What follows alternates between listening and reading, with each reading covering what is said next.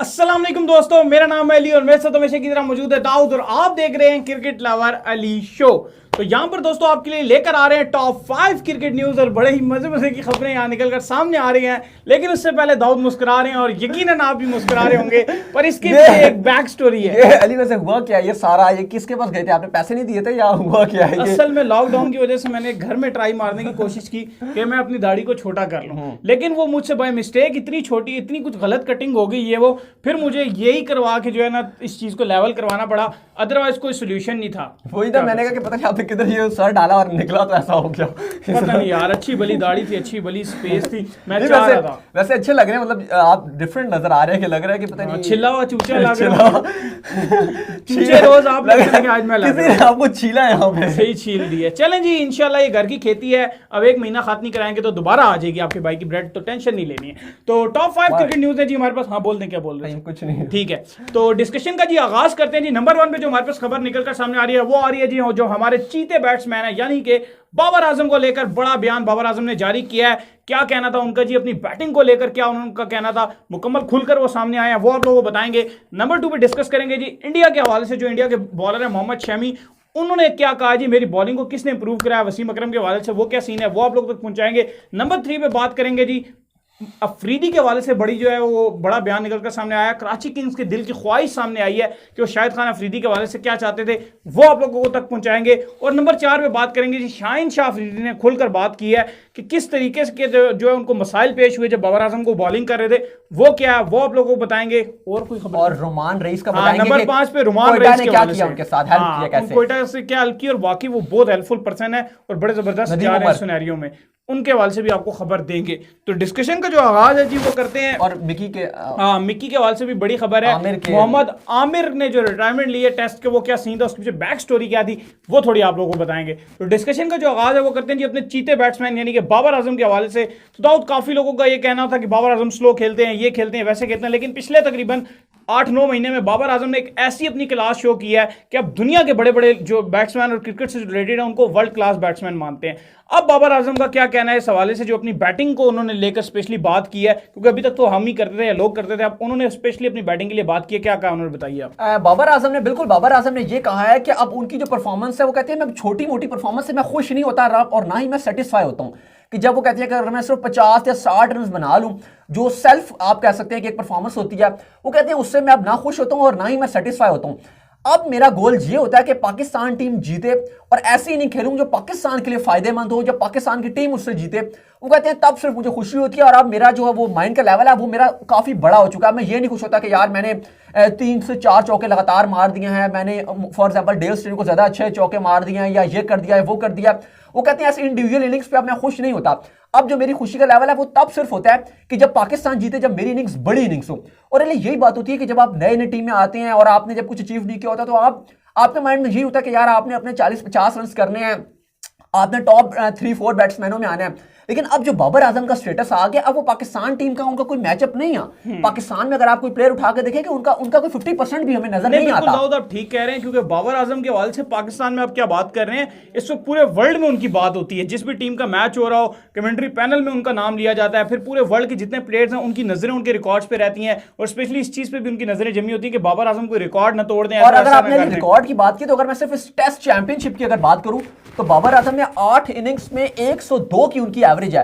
और अगर विराट कोहली की बात की जाए तो उनकी 14 इनिंग्स में 52 की एवरेज है।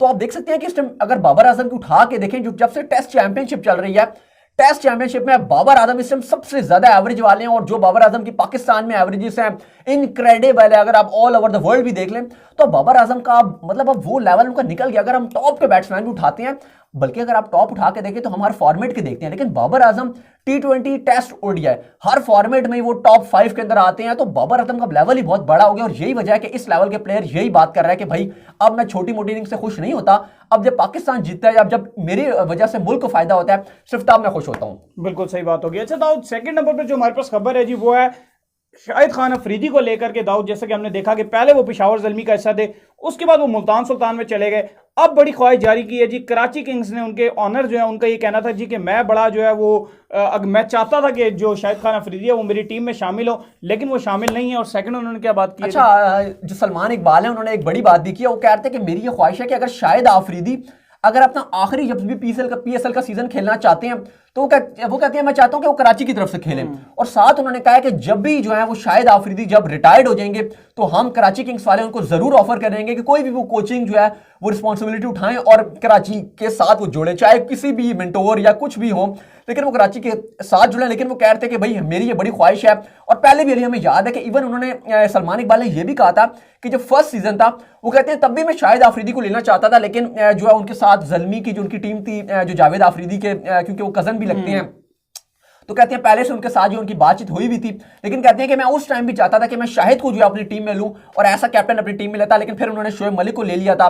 तो बात यही है कि अभी भी वो यही चाह रहे हैं कि शाहिद आफरीदी जो है वो एक बार ना आखिरी बार जो लास्ट सीजन जो है वो कराची की तरफ से खेले। और अगर वो नहीं खेलते, ये भी है ना दाऊद के शाहिद खान अफरीदी का इसलिए भी कराची किंग्स के जो बहुत कहा जाता है क्योंकि वो कराची में ही रहते हैं, बेसिकली वो पेशावर या इधर उधर नहीं रहते हैं, उनके घर कराची के अंदर है और कराची के लोग काफी प्यार हाँ बिल्कुल ऐसे ही। और आपको बता दें कि शाहिद आफरीदी ने जो है वो छोड़ा क्यों था कराची किंग्स, उसमें थोड़ा सा मसला भी हुआ था। कराची किंग्स ने पेशावर नहीं, कराची किंग्स क्यों छोड़ा था, मुल्तान सुल्तान के साथ है ना, वो तो छोड़ दिया था। ज़ल्मी मैं कराची का थोड़ा सा बताना चाह रहा था, वो इसलिए छोड़ा था क्योंकि जो T10 लीग स्टार्ट हो रही थी, क्योंकि पहले ARY की जो सलमान इकबाल है ऑनर जो है वो प्रेसिडेंट थे T10 लीग जो दुबई की थी, फिर कुछ मसले मसाइल हुए तो उन्होंने T10 छोड़ दी थी, सलमान इकबाल ने रिजाइन दे दिया था।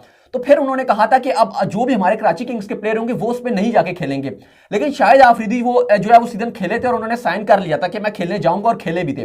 तो ये बात जो है वो थोड़ी सी उनकी नाराजगी हो गई थी थोड़ी सी, तो फिर शाहिद आफरीदी ने खुद ही जो है वो कह दिया था कि मैं जो है वो अब आगे कंटिन्यू नहीं करना चाह रहा, इस वजह से वो उन्होंने छोड़ दिया था। अदरवाइज जो है वो शाहिद आफरीदी थे वैसे कराची किंग्स में थे नहीं ना, नहीं एक सीजन खेल चुके ना, जो लास्ट जो खेले थे सीजन पिछले, तो कराची किंग्स का पार्ट थे, 4 छक्के भी उन्होंने मारे थे लगातार, वो रिकॉर्ड है 4 की 4 बॉलों पे। लेकिन बहरहाल उन्होंने यही फिर इस वजह से जो है T10 लीग की वजह से जो है वो दोनों में थोड़ी सी रिफ्ट पैदा हुई और उन्हें जो है वो जाना पड़ा। सही हो गया। अच्छा, इसके बाद जो हमारे पास खबर है जी वो है खबर मोहम्मद शमी को लेके, जो कि इंडिया के बॉलर हैं, बड़े शानदार किस्म के बॉलर हैं, बड़ी विकेट्स इंडिया की तरफ से लेते हैं और बड़ा इन रहते हैं।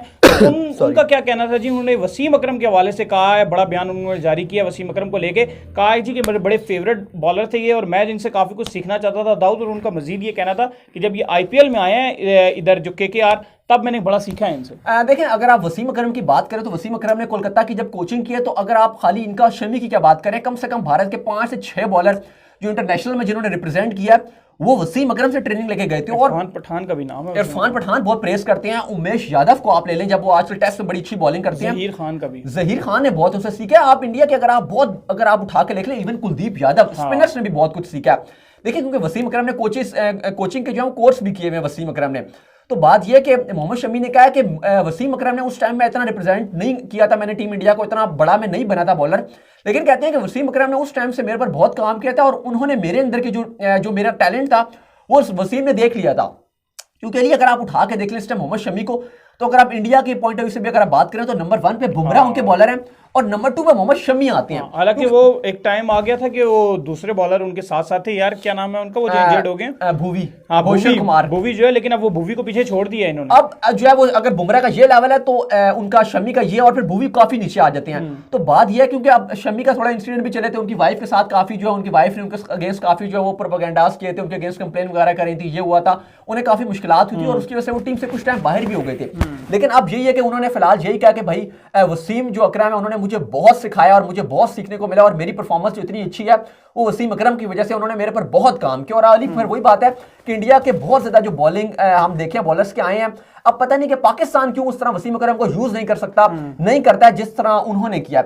वरना हम देखते हैं कि जेन्युइन स्विंग जो हमें मिलता है वो आमिर के अलावा हमें इतना नजर नहीं आता। शाहीन शाह अफरीदी कर लेते हैं स्विंग, लेकिन अगर वसीम अकरम को यूज किया जाए तो हमारे और जितने भी नए बॉलर आ रहे हैं वो अच्छा खासा स्विंग सीख सकते हैं। इवन वसीम शाह के अंदर बड़े गट्स हैं। इवन इसके ऊपर एक पूरी वीडियो बन सकती है। ये बोर्ड के अंदर के मसाइल हैं जिसकी वजह से ना वसीम अकरम को हमने कभी देखा है, ना शुएब अख्तर को देखा है, ना रमीज राजा को देखा है, ना कभी उनकी रिपोर्ट भी थी ना कि उन्होंने कहा था कि वसीम अकरम को कभी पीसीबी में कोई ओहदा उस तरह नहीं मिल सकेगा, लेकिन क्रिकेट कमेटी का पार्ट तो है। खैर वो अब तो पीसीबी के साथ प्रॉपर कनेक्ट है, लेकिन उसमें लाहा है कि और नहीं, वो तो फ्रेंचाइज के साथ कनेक्ट है ना, उसमें जो पीएस नहीं, वैसे भी जो बड़ी मीटिंग्स होती हैं उसका हिस्सा रहते हैं। वो क्रिकेट कमेटी कमेटी, क्रिकेट जो कमेटी है उसके साथ होती है, लेकिन जो जस्टिस कयूम की रिपोर्ट है उसमें ये लिखा हुआ था कि आप कोई भी कोचिंग या प्रॉपर जॉब नहीं कर सकते, उस तरह का वो नहीं आप कर सकते। सही हो गया। अच्छा, अब इसके बाद दाऊद जो हमारे पास खबर है वो है रुमान रईस को लेकर। रुमान रईस जो है वो बड़ा काम कर रहे हैं। जब से हमने देखा कि कोविड-19 यानी कोरोना वायरस का जो है सिलसिला स्टार्ट हुआ, उसमें उन्होंने बड़ी बड़ी डोनेशंस दी हैं, बड़ी बड़ी जो आगे होकर उन्होंने अपना जो है वो मुकम्मल काम किया। ना सिर्फ खुद किया बल्कि जो अपने कोलीग्स क्रिकेटर्स हैं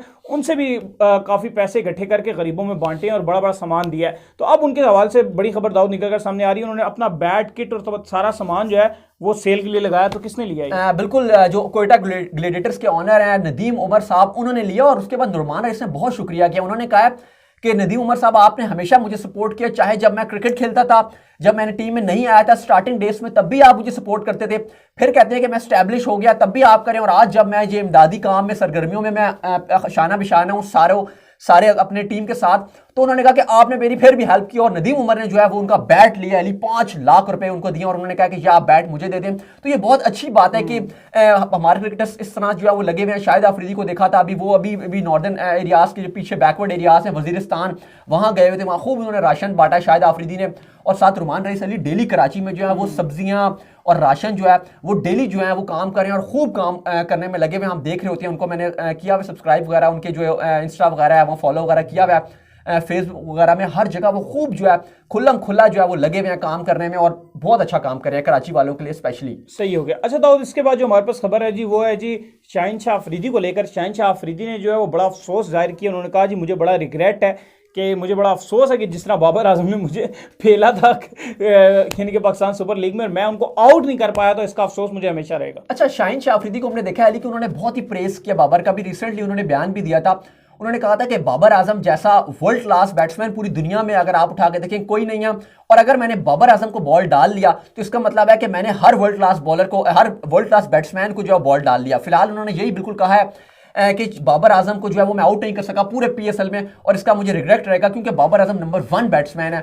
और वही बात है कि शाहीन शाह अफरीदी भी, क्योंकि इस टाइम अगर आप देखें अली बहुत उभरते हुए बॉलर हैं और बहुत ही अपकमिंग डेज में 1-2 साल में पूरी उम्मीद है हमें कि शाहीन शाह अफरीदी पाकिस्तान के नंबर 1 बॉलर बन सकते हैं। सही हो गया। अच्छा, इसके बाद दाऊद जो हमारे पास फाइनल खबर है वो है जी आमिर को लेके, जो कि हमने देखा है काफी कंट्रोवर्सीज चलती हैं। आमिर को काफी जो है बदनाम भी किया जाता है और काफी पाकिस्तान में बुरा भला भी कहा जाता है, क्रिटिसाइज किया जाता है कि यार कि आपने टेस्ट क्रिकेट क्यों छोड़ दी, अभी आप यंग हैं, अभी ये हैं, अभी वो हैं।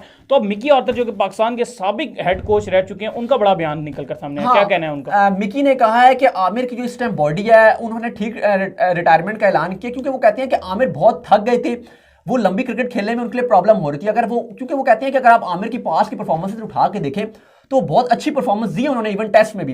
वो कहते हैं एक्सपेक्टेशंस बहुत हाई रहती हैं जो आवाम होती है, तो अगर अब उनकी परफॉर्मेंस डिप होती तो फिर मायूसी ही होती आवाम को। तो कहते हैं इससे बेहतर किया, अच्छा डिसीजन लिया कि आमिर ने रिटायरमेंट ले ली।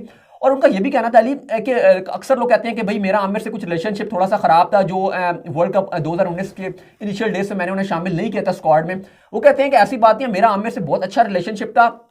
और इसकी उन्होंने एक मिसाल ये दी है कि वो कहते हैं कि आमिर 1 साल पहले ही रिटायरमेंट लेना चाह रहे थे टेस्ट से, लेकिन मैंने उन्हें सजेशन दिया था कि आप एटलीस्ट 1 साल और टेस्ट क्रिकेट खेलें, उसके बाद आप जो है वो रिटायरमेंट ले लेना। और फिर उन्होंने कहा कि वो वक्त आ गया था वर्ल्ड कप के बाद। फिर उन्होंने कहा कि मोहम्मद आमिर ने यही फैसला किया कि अब उनको जो है वो रिटायरमेंट ले लेनी चाहिए। लेकिन उन्होंने काफी जो है आमिर को प्रेस किया और उन्होंने कहा कि अभी भी वो उनसे बेहतर जो है वो स्विंग करना किसी बॉलर को नहीं आता। और अली हमने देखा है कि वाकई में नहीं आता पाकिस्तान, बेशक मिकी ने जो है, बिल्कुल आप सही कह रहे हैं, मिकी ने पाकिस्तान छोड़ दिया, लेकिन उनका पाकिस्तानियत नहीं छोड़ी, बिल्कुल। लेकिन जो दिल है उनको पाकिस्तानी प्लेयर से जो उनको मोहब्बत थी वो आज भी हमें नजर आती है। बिल्कुल। तो उम्मीद करते हैं कि आपको हमारी ये वीडियो पसंद आई होगी। पसंद आई है तो वीडियो कीजिए लाइक, चैनल को कीजिए सब्सक्राइब, साथ है बेल आइकन को लाजमी प्रेस कर लीजिए और जाइए दाऊद को फॉलो कीजिए इंस्टाग्राम पे, वहाँ पे दाऊद मौजूद है। बिल्कुल, मुझे आप इंस्टाग्राम में फॉलो कर सकते हैं, वहाँ पे आप मुझे बता सकते हैं कि अली का जो बर्ड का स्टाइल है वो आपको कैसा लग रहा है।